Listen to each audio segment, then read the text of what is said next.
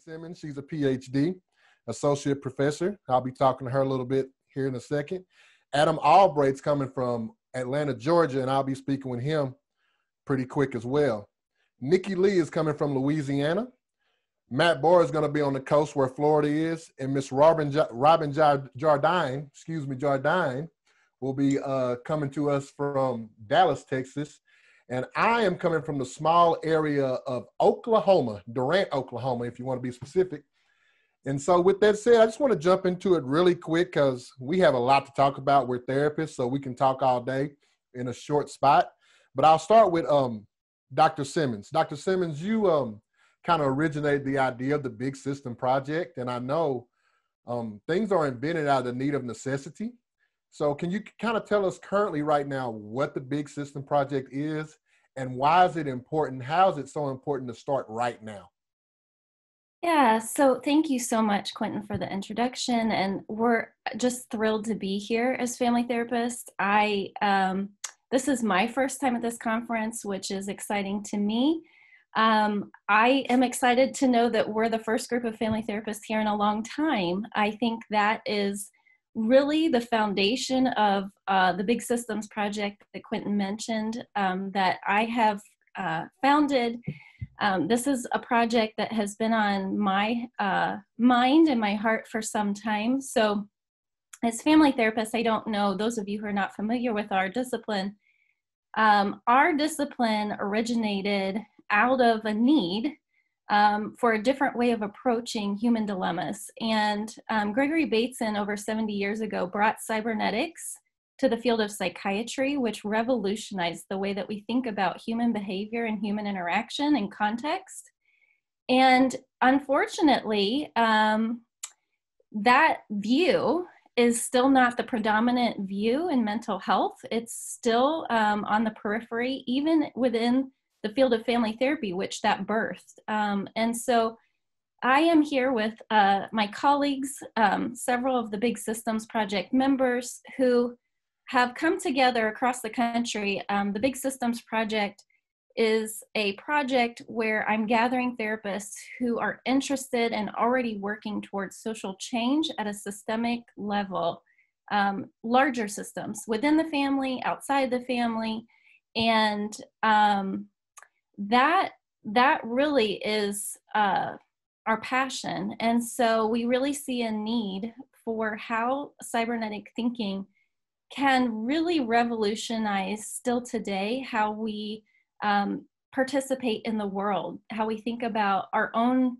what we bring to our spaces, what do we bring into systems that we participate in. We know that we're all embedded within systems and that we're all a part of those systems. And so we are all in our own spaces having these conversations and doing different things in our part to take cybernetic action in different ways. And just really quickly, I'm going to tell you about some of the things that I'm doing.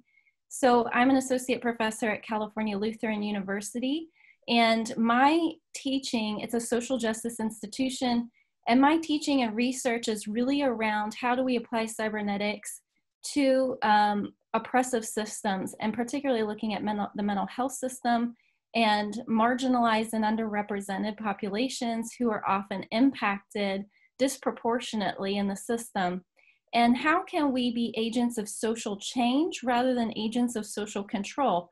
I teach therapists about what is their role in the system as a therapist? What is their function and their purpose? And oftentimes our role is expected to be one of social control, where we're maintaining people's behavior, emotions, being human, to keep it within certain parameters of the system. And how do we participate in that? We choose how we participate in the system, and recognizing that we do have a choice and that we can work towards being agents of social change rather than agents of social control.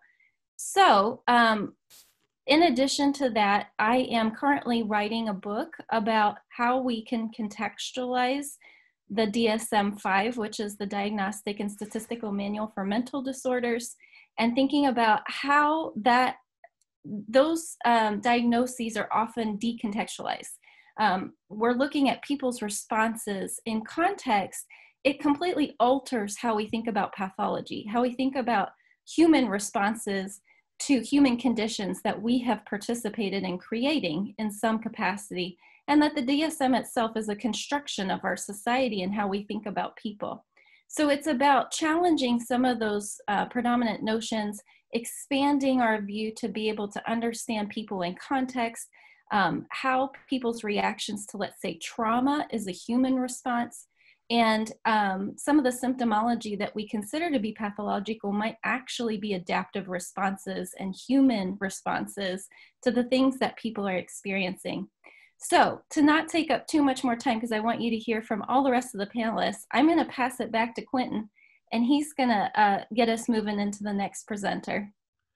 Thank you for that, Bethany. What a wonderful job you just did outlining what the Big System Project is about. Now, when you talked about the experiences and us having a better understanding of the experiences, Adam came to my mind immediately. Adam works extensively with the LGBTQ population, and their experiences clearly have not been respected or even understood for most of America, in my opinion.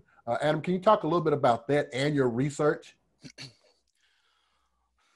Yes. Hello, everyone. Really quickly, because I'm watching the clock, something I might want to say and extend from a piece of what Bethany said. I have a deep appreciation for particularly Gregory Basin's levels of learning, punctuating learning as change, arguably inside out learning, and what might include emotional change. So, for example, to use the pedagogy of the oppressed, for example, Paulo Freire noted that those who are oppressed often feel disenfranchised and first tend to conform, given a set of alternatives, that being first order thinking, rather than substantially ability to make changes in their lives.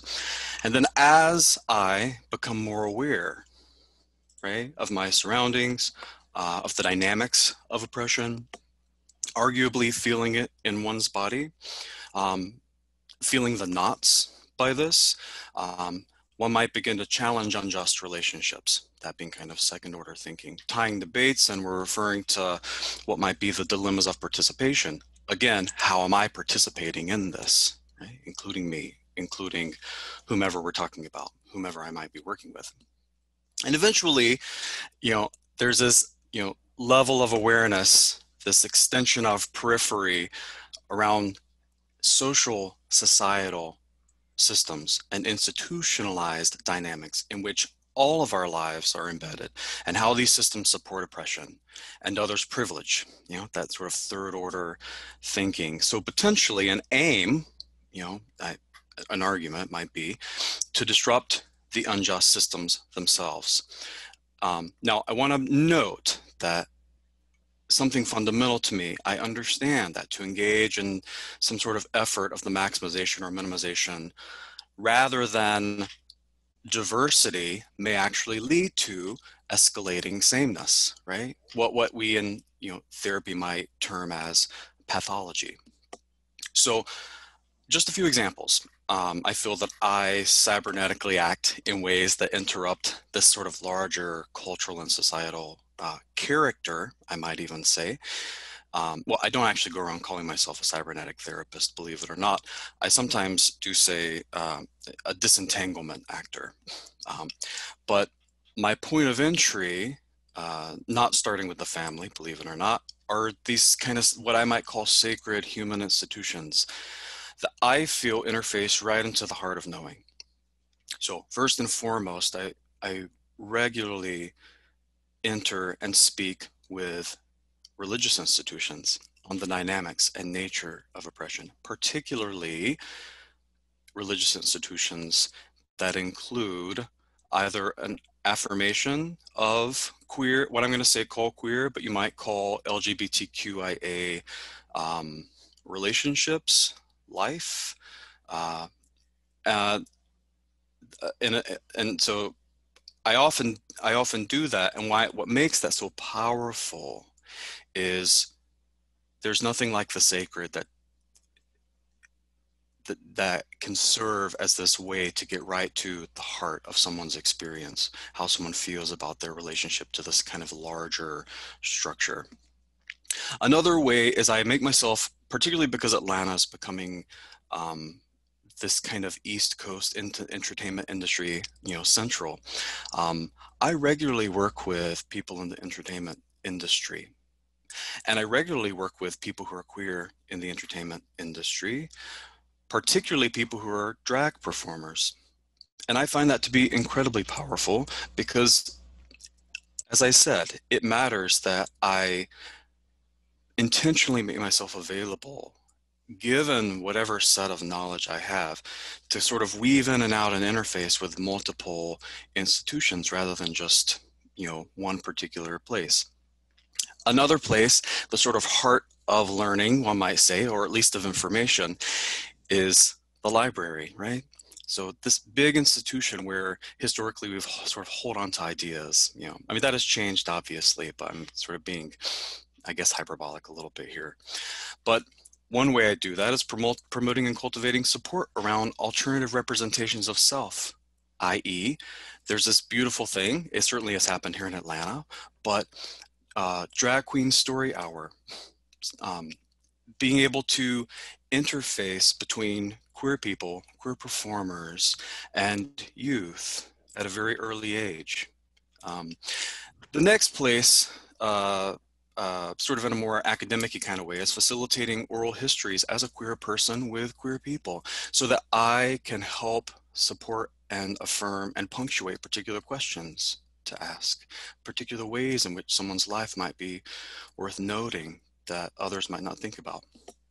And then, of course, finally, at the level of the family, perhaps a huge institution, particularly here in the States, no doubt everywhere. And arguably, I always enter as a family therapist because, as Carl Whitaker said, what are we but fragments of families? So I don't know if I went over time, but that's sort of a real high level descriptions about what I interface and how I do it. Great job, Adam. And it's so intriguing for me. I wish I could take up a couple of hours to hear the contrast between your work with the queer population and with the churches that I could listen to all day. Those intergenerational issues that I'm sure the LGBTQ people go through also can be seen in other forms of life. And I know that Nikki Lee works with those, and she wanted to, I know she's been well-versed on finding these traumas and how they are perpetuated through the oppression of the system. So Nikki, down there in Louisiana, can you speak a little bit to that? Absolutely, Quentin. So thank you for that.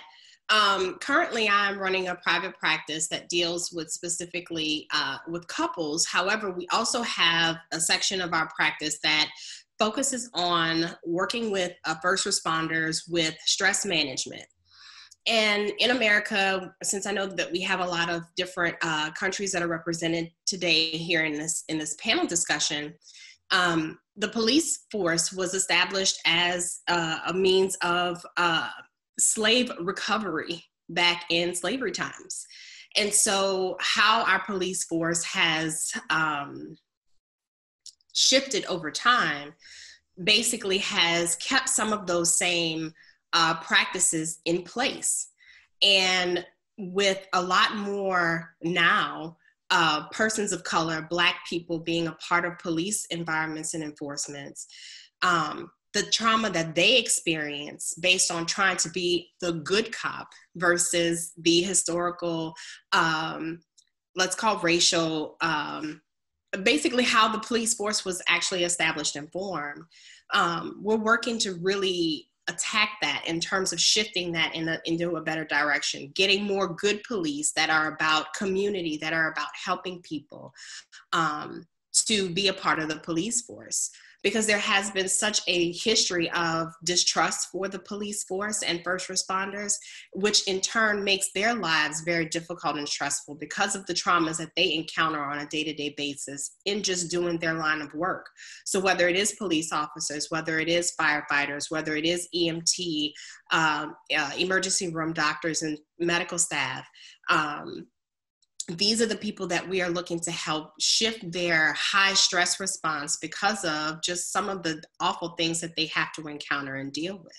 And so really challenging the notion to which how these entities have been structured over time, and especially with what we're hearing and seeing so frequently in America with, police officers who are overreacting to various situations. And it's not just against Black people and persons of color. They tend to overreact in many instances because of the lack of training that they receive from their superiors. And unfortunately, that's going to take a little bit longer, but our role is to help them understand that there are ways to de-escalate things without having to resort to any type of violent response or having a fear, because that's where a lot of the overreaction comes from. It's this fear from a lack of understanding of other communities and other entities that they may not have a common or frequent interaction with. And so as you kind of work to dispel that myth, to dispel that notion of, I don't understand this, so I'm afraid of it, I'm just going to pull my gun and shoot. That's all stress response too. And relieving that, easing that to a better way of interacting with the communities, because we need police. We need individuals that are going to be the ones to run into something that is, a dire situation, to help protect and serve, and not just protect and serve the police force, but our communities as a whole, because we have to work together. That's how our system functions. And it's been so dysfunctional for so long, based on all the generations before us that have operated in such a way that was not conducive to a societal harmony.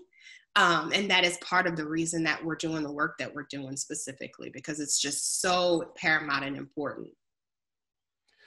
Nikki, I just want to thank you personally for the work that you're doing hands-on with the people that protect and serve us, and also leading a way through these issues and through this context that's been going on so long in our world. Also, with what's going on in our world and on the front lines as well, is Miss Robin Jardine. And I know she has a big heart and has a lot of capabilities and pushing a lot of those toward this move, towards this change. And I wish she could talk a little bit about those. Well, good morning, everyone. Well, it's morning here, and excuse me, but I've woken up with Dallas, Texas allergies. But I really want to say how exciting it is to hear some of the panel talk about how cybernetics is alive in our work. And in my work, cybernetics shows up as it relates to larger social systems, in terms of oppressive systems, macro oppressive systems. And the way that I use this is for social justice purposes. So my work has been grounded in looking at the systems of racial oppression.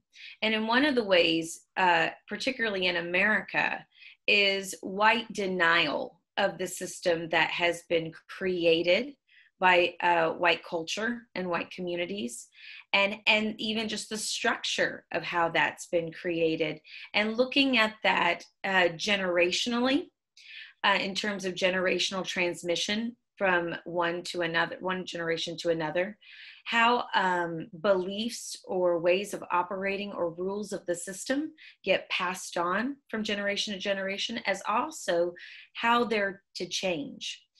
The other parts that I look at is in particular the relationship between white culture and communities of culture and those dynamics. And the purpose of that, set in a time continuum, is for the purposes of promoting cybernetic change, first and second order change, and looking at it from a cybernetic view.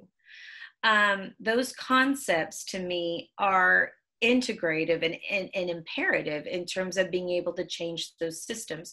When Adam was speaking about how he uses his work in everyday life to change and challenge the system to a second order level, that is the strength of the pen is the way that I'm trying to use my system or my space in the system to try and not just challenge it, but like Adam, go in there to say, okay, if I'm going to challenge it, let's talk about how it needs to change and open up possibilities in different ways.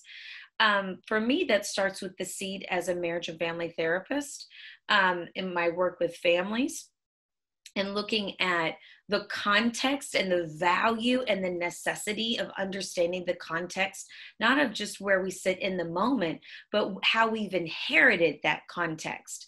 Some of our challenges that we are facing today with different cultural communities has to do with white culture, particularly not owning not just where we sit today, but where we have also been that has led to where we are today, and how that's been perpetuated.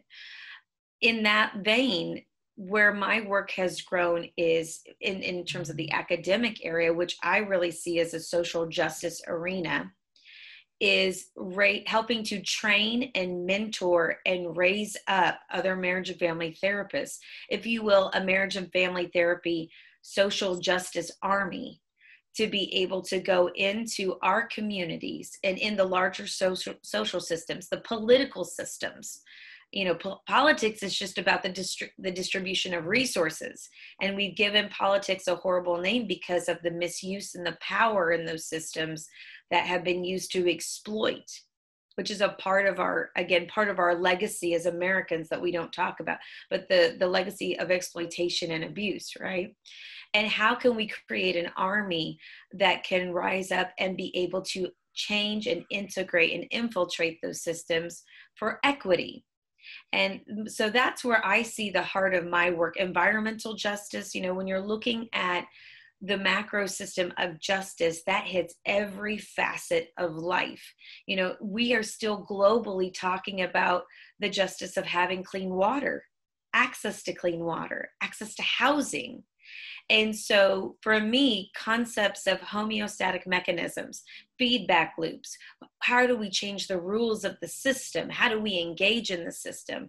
You know, I'm working on writing a piece on how, you know, even just challenging the system, white culture, to look at the system of their participation in the system, right? Because white culture has been taught in America to minimize, deny that they are even participators in the system.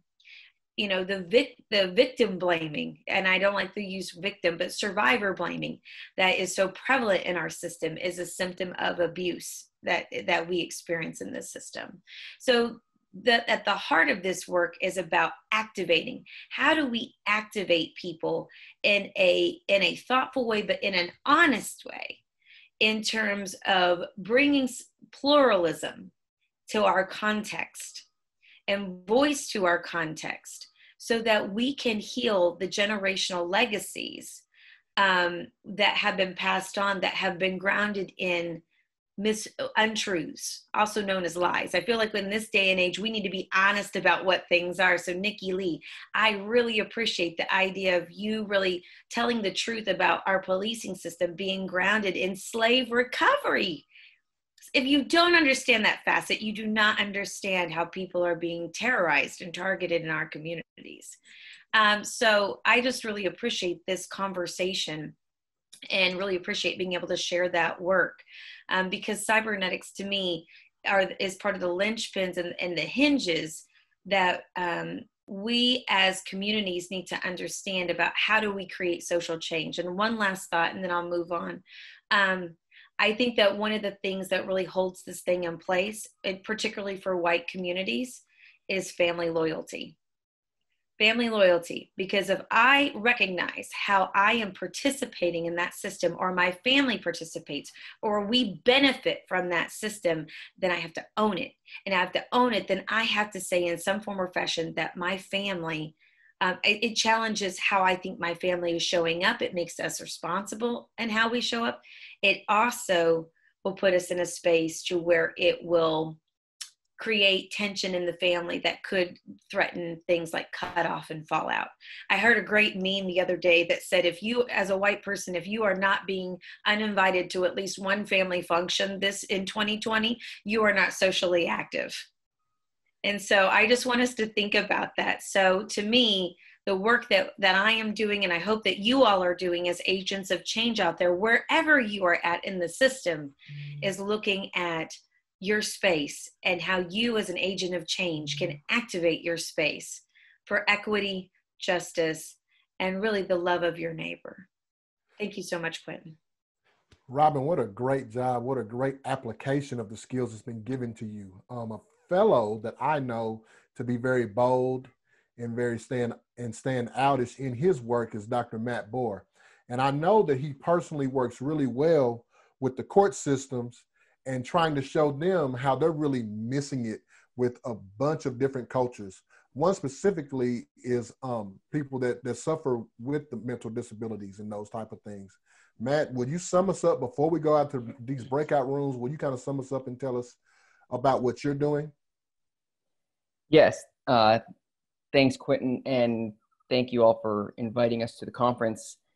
There's so much to talk about that I'm not even sure where to go with it. Following such, excellent practitioners and colleagues isn't the easiest thing to do. So I'll jump right in, try to hit two things at one time. I'm seeing on the chat we have a lot of discussion of things like politics, Trumpism, those types of things. So I want to put that aside for just a sec and hit it from a different angle. So one of the things that I like to do is work with and I'm going to call them victims of people who have been abused by those with narcissistic personality disorder and antisocial personality disorder.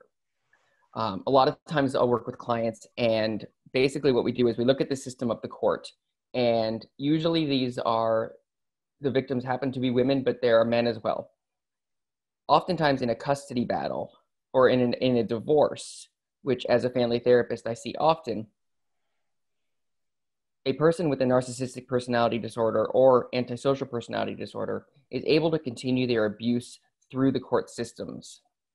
I think you can see this through some of the actions of the Trump administration in trying to ensure that the abuse and the lies and the rhetoric remain by using the court system and doing everything that's legal, but not necessarily beneficial to anybody else. So in the court system, lawyers typically don't understand the severity of somebody with narcissistic personality disorder. They don't understand that there are human beings, and they may understand it theoretically, but in their lives, they haven't necessarily seen human beings who truly lack empathy. They are defaulting to a place where we give people the benefit of the doubt, where we say, I believe that person because I don't lie like that, so I can't imagine that somebody else is going to. I can't imagine that somebody else is going to make up sexual abuse allegations against me. These are things that the average person would never fathom doing. But somebody who lacks empathy has no issue lying, cheating, stealing, and whatnot. And therefore, going into a court system with that doesn't set things up well for the victim because they don't have that ability to fight in the same way. Okay. So what I work to do is train lawyers who are representing those who are without the personality disorder of how to understand the person on the other side, how to question them when they are in court, and the ways in which what happens is a lot of times the lawyers don't actually believe their clients. They don't actually believe that it was as bad as they say it was. They don't think that it could be that it's possible that those types of situations could happen. And the system needs to understand that it can happen, it does happen, and it happens more often than not. Nikki spoke about the lack of training. This is a similar type of thing with police officers as well, is teaching police officers that just because something may look a certain way in a domestic violence or abuse setting doesn't mean that that's actually how it went. There are dynamics in place, and if somebody is lacking empathy, they can turn a story around very quickly. And if somebody is in an abusive relationship and it has been perpetuated, it's very difficult for them to get out of that. So my goal is to work with the system, the legal system, to have them understand the psychology of personality disorders and how that can be used against the victims of such people. On one other side, my dissertation was titled "From Versailles to 9/11: Cybernetics Revisited," and essentially what it did was it took the premise of what would the world look like today if Gregory Bateson had been president on 9/11.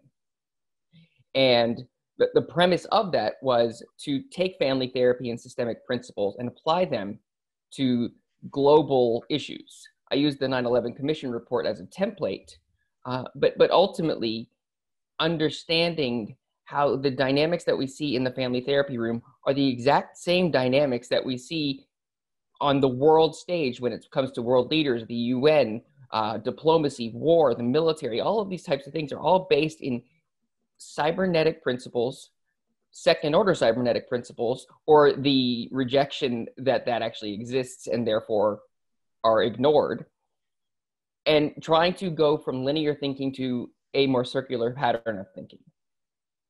Those are my two interests, and I try to bring families into those understandings and systems into the understandings that I work with families. Thank you. Matt, well, we can speak about that a lot. And as Yes. what you just said, we have a lot of room and a lot of things to talk about in the breakout sessions. So right now, I think we're going to go straight into the breakout sessions. To come back, please put your questions in the chat and I'll try to get to them as quickly as possible. But as you can see, we have a lot to say.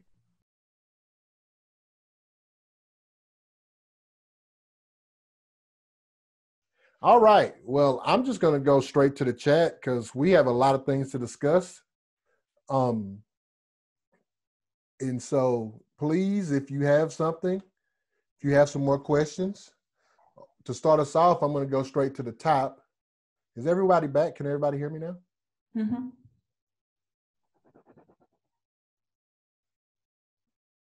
Okay. So one question, panel, are you there? Yep, we're here. All right, great. Yep.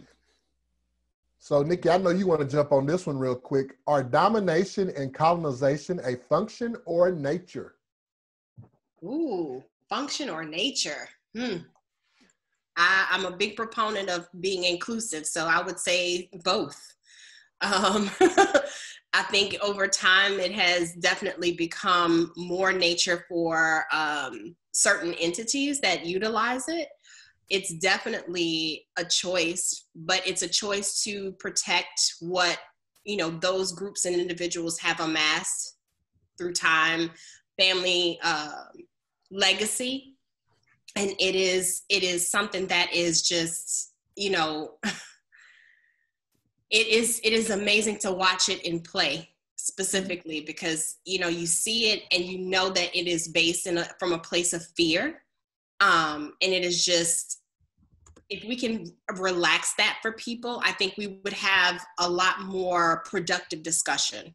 But fear has held people in such a form of, just this pull of like, I've got to do this. I've got to protect what I've done or what I'm trying to do, my goals. And the only way that I can do it is very self-centered. And unfortunately, it's just been a huge part of what we've been experiencing. I can't help but agree with you. One thing in my mind of thinking back to the things I was taught in Louisiana about systems, the both and. Is there a possibility it can be both? With that said, asking about the dominance part, how one at a young child age can do things that can seem dominant or definitely show dominant traits. However, when you get older, as my great grandma used to say, when you know better, you do better.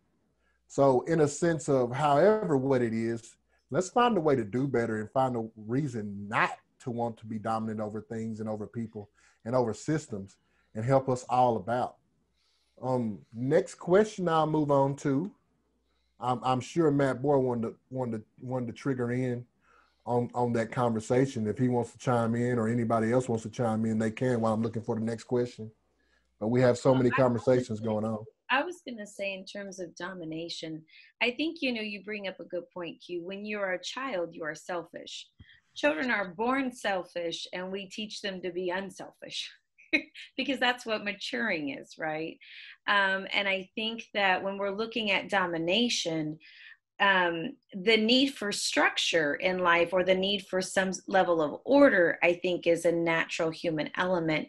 But how we go about it is the construction. And I think domination is grounded in the essence of scarcity. the fact that I need to get what I can get from me because I don't know that I'm going to get it. But if you use that as a condition or a way of life, and that becomes you basically construct an abusive system to where you get your needs met at the exploitation or the abuse of another. To me, that's completely constructed.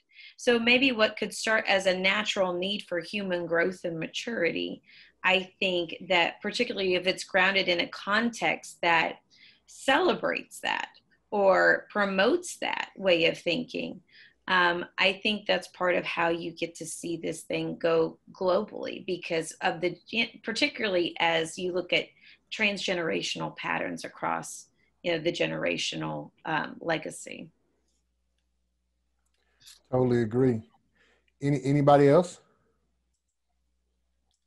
I want to disagree just a little, or bring a little bit of a different perspective. I think well, Robin, I agree on some level that as babies, we're born completely self-centered because we have no ability to do anything, right? Like, we are completely dependent and therefore only in a need-based, paradigm.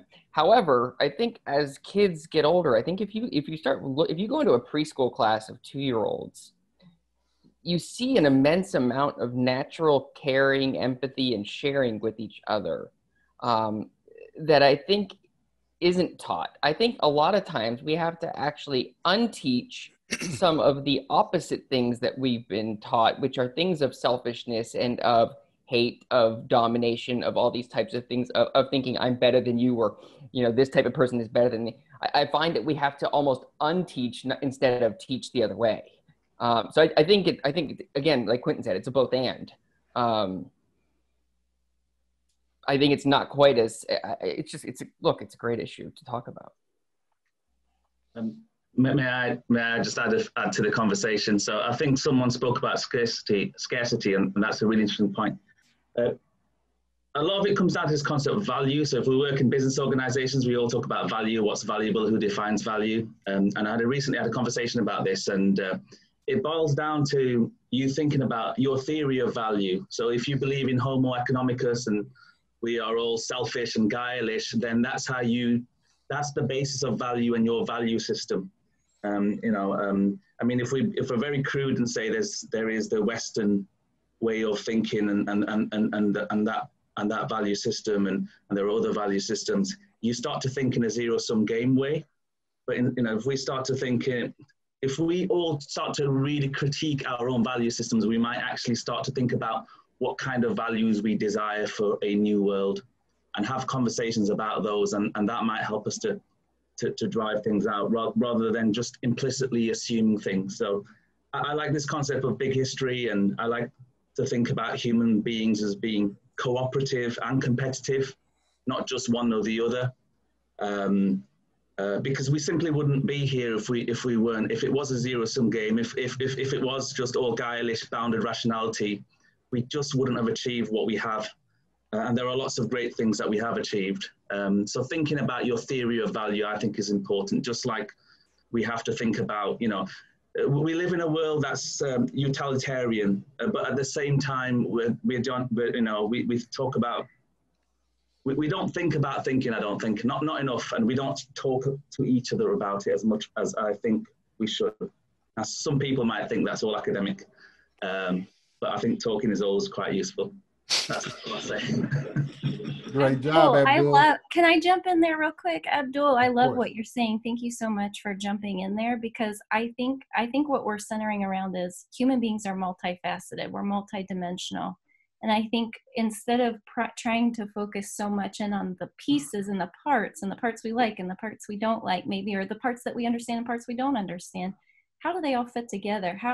Who are we, who are we as human beings as a whole, and how do we as a whole relate to each other? And we know that no two people are the same, right? So what you're saying about how we think about our thinking, we're each bringing how we think about our own thinking in the world, and we only know that through our own perception of it, and we bring that into the spaces with us, into the conversations with us. And I think that's why it's so exciting to me that our family therapists are looking at this larger global level, because we're trained and adept at how to navigate people who have very different perspectives and lived realities and truths that they bring into the family therapy space, where no two people are going to see eye to eye on what's happening, because we each have our own perspective. To some degree, we're all self-centered in the sense of we can only know what we know through ourselves and what we bring into that. And so part of this action is coming in with curiosity, trying to learn and understand from each other. How does it make sense that we have found ourselves in these spots? How is it that human beings can do such atrocious things and yet be so amazing, kind, loving people? How does that make sense? And so I think that is really where we're coming into this space of how do we pay attention to how we participate in the lives of others? How do we participate in our larger social global system? How can we work together when we may be on so many different polar opposite sides of things and yet come together in a space in a way where we can share different perspectives and yet come together around that? And I think there's so much we don't know. There's so much we don't understand about being human. We're still learning about ourselves all the time. So I appreciate you bringing that into the space. And I think sometimes, and this is a systemic cybernetic thing, we get really caught sometimes in that dichotomy of, is it nature versus nurture? Is it this? We're asking the wrong question. They're both important. They're both relevant. And we can't tease them out, because really how biology and evolution works is in context. It's in context that humans adapt, that humans behave, that humans respond. And so, and then that context influences our biology. I think epigenetics and what is happening is truly amazing. They're learning that trauma in a parent has experienced, and some of you may be experts in this, so I may sound really dumb talking about this in this group of people, but how trauma in a parental generation can be seen 2-3 generations out now, genetically having an impact on their offspring that have never experienced that.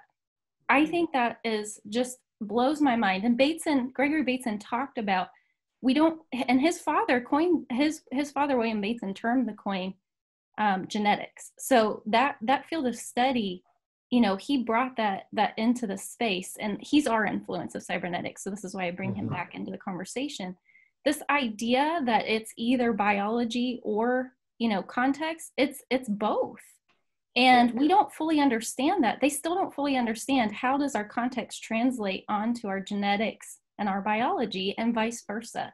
And I love to use the example with students, how we think about, when we think about the mind and chemical reactions, and we treat like depression as a biological thing only. Well, we have lots of biological chemical reactions that happen in response to what we're experiencing in our context, that we don't ever think about as a chemical reaction. Love, falling in love. You don't do that in isolation. That happens in a context of relationship, and it changes, it alters our biology, it alters how our brain functions, it alters our chemistry. So anyway, I could talk about this forever. I teach class for 3 hours. I'm going to stop talking, but I just am so grateful to have all of you be here and a part of this conversation. I'm excited that you all are excited. I would love to be part of more of this conversation. As soon as we get ourselves going with our website and information, I'll be happy to share that with this group, and hopefully that you all can then promote that as well. Thank you. Great job, Dr. Simmons. We're really looking forward to hearing that book, because clearly you have a lot to talk about and are well versed on it. Since we're running short on time a little bit, I think we got time for one more question. Wait, let me add one more thing real quick. And it's just about what Bethany was saying, echoing what Bethany was saying. When I'm thinking, or Dr. Simmons, one of the things I think is too, when she was talking about I was thinking about polarity. And I think it's one of those things, when you look like you only have 2 choices, I think about Virginia Satir, where she talked about, when you're looking at a problem, at least come up with 3 choices. That way you break yourself out of that dichotomy. And I think that when we're looking at experiences, particularly in systems, is to remember that you can have a pluralism of experience, because everybody's going to be impacted by the system differently, particularly around ideas of structured power, rules, etc. And so when we're talking about these conversations and what's influencing this or that or the other, I really appreciate what you said, Dr. Simmons, about the pluralism of that, the importance of pluralism and how that they're interconnected. Thank you. So with the program, we definitely have another session going on. If you would like to move there now, you can. It's a CBY SOC session. So if you want to go ahead and go there now, you can, but I just have time for one more question.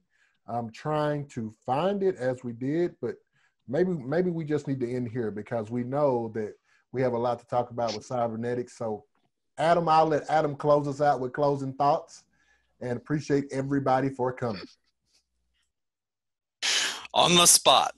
A little bit. I appreciate what everyone has said. I mean, what can I say to add to that? You know, we see families every day. We grapple with how values are inherited. And, you know, what sticks out to me quite a bit, you know, is this idea of embodied empathy. Can you empower embodied empathy? Because is it not empathy that creates the recursion, the pivot points, and the choice points for us to move around and make different small changes that lead to big changes? And I think we can. Mm-hmm. Well said. Let's keep untangling. Let's keep doing what we're doing. Thank you again for everybody coming. Please be looking in your email. I'm sure we're going to have some more correspondence, and we're all going to work together and come in contact with each other one way or another, whether we like it or whether we don't. Thank you.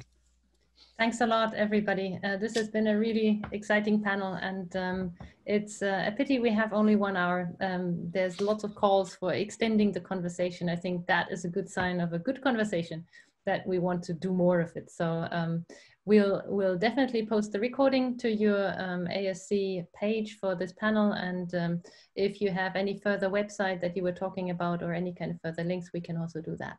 So if people are interested further, then they have things to look up. So thanks a lot, everybody. And please move over to the Cybernetic Society. We are not trying to take people away from them. So we'll start back up in 2 hours with the next ASC session. Thank you so much. Quentin, Adam, Robin, and many more. And Adam. We have a link to the next session? Yeah. It's in the PDF you have been sent. You just click on the link there. You have to go, because it's a Cybernetic Society event, you will have to go to the Cybernetic Society Eventbrite page. All right, so I will close the session in a couple of minutes. Thank you, everyone, again. Thank you. This was fun. This is wonderful. Thank you so much. Nikki, I'm sorry, I was trying to get you back in there. Oh, no, it's okay. I had a question too with one of the participants, but it's all right. We'll get it some other way. There was plenty of questions, so thanks a lot. There was her. But Robin touched a little bit upon it because he was asking about polarization, and we talked about that in the breakout room.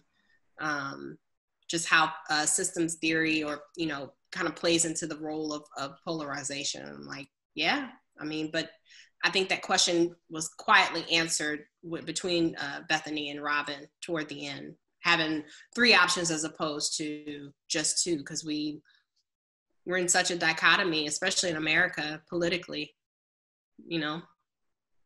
Only power 2 entities, and it's like, we need more. We need more. I'm right, Nick. I agree with you. And just the idea, it's an illusion. People are having different experiences, and it's the idea of one experience having the power to minimize and deny the other one, when it's a part of why the other one is having the experience in the first place, right? And the idea that there's only this or that, and it's all this mirage, right? Yeah. I loved what you were saying about the first responders community. Yeah, I mean, talking with them intimately gives a different snapshot of what we see in the media and what I think is believed in the public. The notion of defund the police, abolish the police. And it's like, well, I think what you're trying to say is revamp them, you know, because we need them. So we can't necessarily get rid of them. It's just the how needs to be worked on. It's a semantic issue. The word defund is the problem. Correct. Whoever came up with the word, it totally has screwed the message up, because it's not defund, it's Right. reallocate. Right. It's it's the word. It is such a semantic issue. It drives me crazy, because it's so not what is meant. It drives me crazy. Yeah. I get it. When people are saying it, it's become like wildfire. So trying to get a hold of it so that, you know, because I mean, certain police officers feel attacked. So that's even furthering their stress. So that, you know, in terms of their response to high stress situations. Yeah. And that's to me, that's where, you know, like if you're Biden, say, you have to grab that. You have to grab that talking point and own it and call it what it is, and tell everybody that it is no longer called defunding the police. It is called reallocating, or whatever word he wants to use. As the person who is the top of the ticket that is at the very least talking about that, the only way in which to lead is by saying these things and correcting. It doesn't have, you're allowed to be wrong. We're allowed to have started something and change it as we go. I mean, I know that people don't like that, because the second, 40 years ago you said something and now you changed your mind, and all of a sudden, you're a flip-flopper. You're a snowflake. Right. But at the same time, I mean, it's okay to change your words. It's okay to change your mind. And so for someone to say, whoever coined the term, I don't know who it was, come out and say, hey, that wasn't what I meant. What I meant was, let's put money towards mental health. Let's put money towards training. Let's put less money towards military equipment and more money towards, well, it is learning how to converse. It is a change in the structure of the system, though. I mean, you are taking fund. So I get like the reaction to the word, but you are literally taking duties and responsibilities and authority from the police and farming them out to other spaces, which some police would argue is a really good thing for them. Because, Nikki, I don't know if it showed up when you're speaking to them, but some officers I've spoken with are really uncomfortable with dealing with certain elements and feels like it really puts them in a bad position, like particularly with violence. That's where their assistance is not necessarily needed for safety. And it would expand the 911 system. So it's about literally changing the structure. And there's a couple places in the United States that have done it. It's been helpful. I thought LA County was one of them. Nikki, do you know that? I'm not sure about that, but I know that there are, entities that work with the police system. Like, for example, in Arkansas, the state police a few years ago kind of came out with this list of, different offenses that they can be called for in terms of domestic issues. It's like maybe 600 things. They reduced it to like maybe 50. Oh, see, that's helpful. Which, of course, lends itself to local police officers having to pick up that slack, because people are still going to call for those, additional 550 things. And they're undertrained of how to respond to it. And they'll tell you, I don't know what to do with this. I'm coming, somebody's going to jail. Like, yep. And even though that's not with mental health, we see this. So, I'm so sorry, Nikki. I got excited. Okay. Go ahead. You're here, Bethany? But I mean, it speaks to just how difficult the system is in terms of how they're conducting themselves. And it's such a large issue that getting into it is really like, it gets deeper and deeper in terms of the onion layers. And I mean, I agree with Matt, the notion of semantics definitely derails the message, derails the objective, the goal. Yeah. And I mean, we're trying as best as we can to shift that so that we're actually talking with, commanders, so that things can be implemented downward, because that's where our avenue is going towards, is those who are in positions of some level of control to implement things in a different way and not just dealing at the base level. Well, and they could use the word expand the police. Like you said, Robin. But that can be a trigger word for communities that are distrustful of the police, that are over police. Right. So I get what you're saying, but they're not thinking in that way. They're not thinking that way in terms of expansion. That means more, and they're already, under the thumb, so to speak. Well, and I think Dr. the Sutton police always said that we were just limited by our vocabulary and by the language that we talk about, the language that we use. And here's a great example of it. Yes, I talk about that too, how the English language is just so finite. You learn other languages and there are so many more ways of expressing various forms. Like you take a word as simple as love. I love my friend. I love my husband. I love my wife. I love my children. I love my mom. Those are all different forms of love, yet we use one word to describe them all.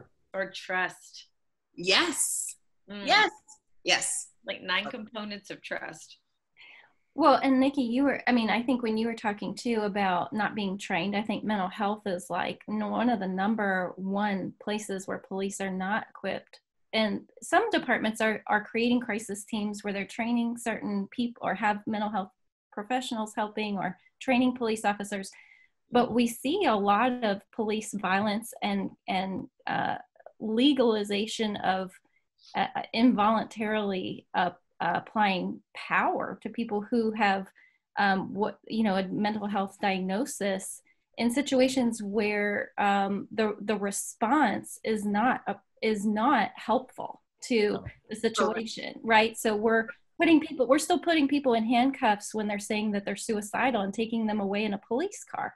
And yet they don't have a gun in their hand or whatever necessarily. So, court systems mandating people take psychotropic medication that alters their mind, and the person having no power to say they're not going to do this. So I think, we're talking about power and control in the system and where that resides. And I think anytime somebody in that system is in a position to lose some power, which is to some degree what we're talking about, I think that becomes a hot topic, right? And then on top of that, I think in relation to, police violence and brutality of Black Americans, where you are in the system, your perception and experience and your meaning of the police is something different, right? So for me, growing up, the police was, they're here for our protection. They're good people, right? But for someone who is a person of color, they're a threat, they're dangerous. And both of those things can be true, right? Because they're protecting my social location, but they're not protecting somebody in a different social location that is in a position of potentially being killed, for what they look like. So, our meanings are going to be dependent upon who we are in the system and where we reside in that system and the context of the system and the rules of the system. So, I think how we talk about it is still, like the semantics of it is still embedded in that too, right? Who has the power to make the determination about what we call it and how we call it and what does that mean? And right now, the people in power are white men. So, I think, Matt, you're right. I think if somebody were to talk about it differently, that does change how we think about it. Absolutely. And I think that's the point, right? It is actually, I think what Robin was saying is true too. It is changing what's happening. It's not just changing how we talk about it. And I think that the point of defunding the police is about changing this. It's not a first order. They're pushing for second order. Right. And I think, the people that are policing white communities are not the same people policing communities of color. And I'm coming from a place too where I grew up with a cop in the house. So just growing up in that culture, there is I could only imagine what it would be like a person of color in uniform, because how that must be for you to be in a system that culture is so, I can't even explain what it is in words, but it is a thing. It is a real thing that the person that is your partner, you may or may not agree with, and your life depends on them. And there is and I'm going to say brotherhood. I know there are ladies on the force and I support them, but that is dominated by a brotherhood. And you either fall in line, you're either with us or you're against us.